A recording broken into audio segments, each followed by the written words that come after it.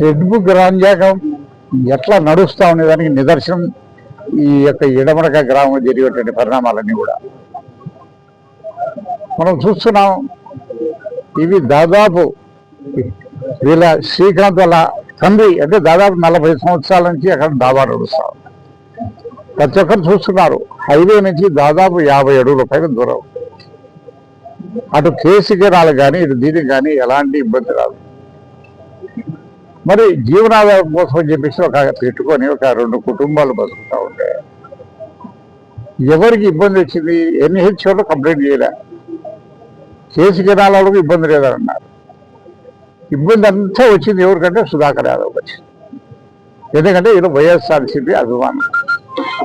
వాళ్ళు బాగా ఈ దాబా ద్వారా బతుకుతున్నారు, ఆ కుటుంబాలు బాగుపడుతున్నాయి. వారికి ఆర్థికంగా వాళ్ళు ఏదో ఒక రకంగా బలహీనపరచాలనే ఉద్దేశం మీద మరి ఈ యొక్క అధికారులు ఈ రకమైనటువంటి చర్యలకు పాల్పడితేగిన ఇది ఎంతవరకు సమస్యలు చెప్పాలి. ఈరోజు నేను ఒకటే చెప్తున్నాను, అధికారులకు ఒకటే చెప్తున్నాను, జిల్లా కలెక్టర్ గారికి ఒకటే చెప్తున్నాను, ఎన్హెచ్ మీద కానీ కేసు జనాల మీద కానీ ఎక్కడైనా కానీ ఎంక్రోచ్మెంట్స్ ఉంటే గినా అవన్నీ తొలగించండి. స్వచ్ఛందంగా మేము కూడా తొలగించుకోవడానికి సిద్ధంగా ఉన్నాం. అంతేగాని కేవలం వైఎస్ఆర్ కాంగ్రెస్ పార్టీకి సంబంధించినటువంటి ఎంక్రోచ్మెంట్స్ మాత్రమే పడగొడతా ఉంటే మాత్రం ప్రజలు సహించరు.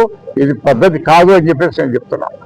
మరి అన్నిటికంటే ముఖ్యంగా చెప్తున్నాం, ఈరోజు మొన్న ఇది జరిగితే మన కుటుంబ జీవనాధారం లేదంటే మేము మందు తాగి చేస్తున్నామయ్యా మాకు జీవనోపాధి పోతుందంటే ఆ పక్క విషయంలో పోయి తాగి రాకుండా అంటారట పోలీసు. అంటే ఎంత నిర్దాక్ష్యంగా ప్రవర్తిస్తున్నారో దీన్ని బట్టి తెలుస్తా ఉంది. మరి ఎన్నో రైతుల సమస్యలు. నేను కృష్ణపల్లికి పోయినా, అక్కడ యూరియా లేదు, రైతులు జీలకు విత్తనాలు లేవు, ఎవరు పట్టించుకునే నాదులు లేడు. అక్కడ ఏం లేకుండా కానీ కూడా మందు మాత్రం పుష్కలంగా అమ్ముతుంది. ప్రతి గ్రామంలో 5-6 బెల్ట్ షాపులు నడుస్తాయి. మరి ఎన్ని సంవత్సరాల నుంచి వాళ్ళ తండ్రి టైం నుంచి ఉన్నటువంటి ఇది కూడా లేనప్పుడు మరి ఎందుకని ఈ రకంగా ఇది చేస్తున్నారు నాకైతే అర్థం కాదు. మరి అదే రకంగా చూసుకుంటే కానీ దువ్వుల్లో కానివ్వండి, మైదుకూరులో కానివ్వండి, కడపలో కానివ్వండి, చేసి జనాల మీద లక్షలాది రూపాయల బిల్డింగ్ 2 అంతస్తుల బిల్డింగ్లు కట్టుకున్నారు. మరి ఎప్పుడు ధనంగా మా ప్రభుత్వం చేశామంట. ఏదో జీవనోపాధి కట్టుకుంటారు, ఇబ్బంది లేదు ఎవరికి. సరే కదండి, అవసరం వచ్చినప్పుడు ఏదైనా ఉంటే చేసుకోవచ్చు అని చెప్పి కట్టుకున్నాం తప్పక పొరపాటు కూడా ఇటువంటి చేయలే. మరి అన్నిటికంటే మించి ఇక్కడ ఎండోమెంట్ స్టాండ్స్ ఉన్నాయి. మా ప్రభుత్వం కూడా వాళ్ళకి వదిలేసాం, ఎందుకంటే జీవనాలు నడుపుకుంటున్నారు పాపం ఎందుకు అని చెప్పేసి. మరి ఇటువంటి చర్యలు ప్రజలు సహించరు. ఖచ్చితంగా ఈ యొక్క పద్ధతికి ఎవరైతే ఈరోజు చేస్తున్నారు కానీ దానివల్ల ఈ యొక్క అధికార పార్టీకి నష్టమే జరుగుతుంది తప్పక ఏ పరిస్థితుల్లో ఖచ్చితంగా జరగవు, లాభం జరగవు. మరి ఎందుకంటే ఇవన్నీ కూడా చూస్తున్నారు.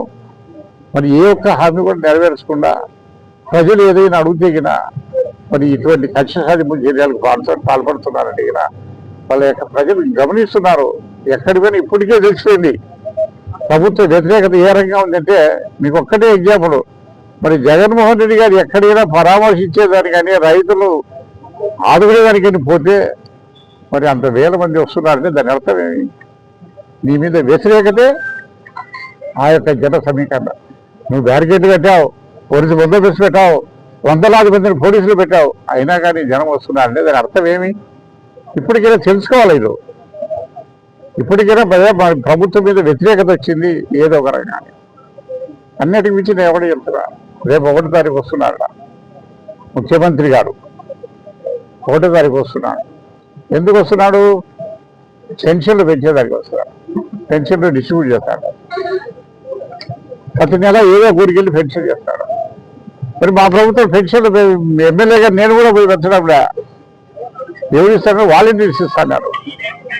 అంటే ఈరోజు ఒక ముఖ్యమంత్రిగా ఉన్నటువంటి ఆయన పెన్షన్లు పెంచేదానికి వాలంటీర్లు పని చేస్తున్నాడు ఈరోజు.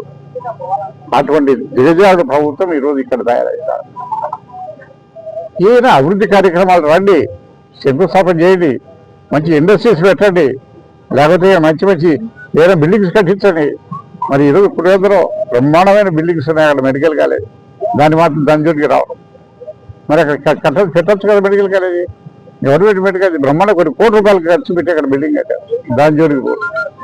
మరి ఎన్ని అభివృద్ధి కార్యక్రమాలు జరగాల. స్టీల్ ప్లాంట్ ఉంది, అది దానికి పట్టించుకుని పాపం లేదు. జమ్మూడికి వచ్చేప్పుడు స్టీల్ ప్లాంట్ లేకుండా జమ్మూడికి ఏం చేద్దామంటే పెన్షన్లు వచ్చేదానికి రావాల్సిందే ఒక ముఖ్యమంత్రి. మరి ఇటువంటి అరాచకాలు చేస్తుంటే ప్రజలు సహించలేదు. నేను ఒకటే చెప్తాను, ఇప్పుడే చెప్తున్నాను, ప్రజల్లో తిరుగుబాటు స్టార్ట్ అయింది. ప్రజలు ఈ ప్రభుత్వ కక్ష సాధింపు చర్యలకు నిరసనగా రోడ్డు మీదకి వచ్చే రోజులు దగ్గరికి వస్తున్నాయి.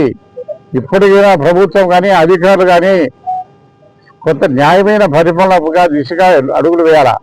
లేదంటే మాత్రం ప్రజల్లో ఆందోళన వచ్చి ఈ యొక్క ప్రభుత్వాన్ని కూకటి వేళ్లతో తీసి పడేసేదానికి సిద్ధంగా ఉంది ప్రజలు ఈరోజు.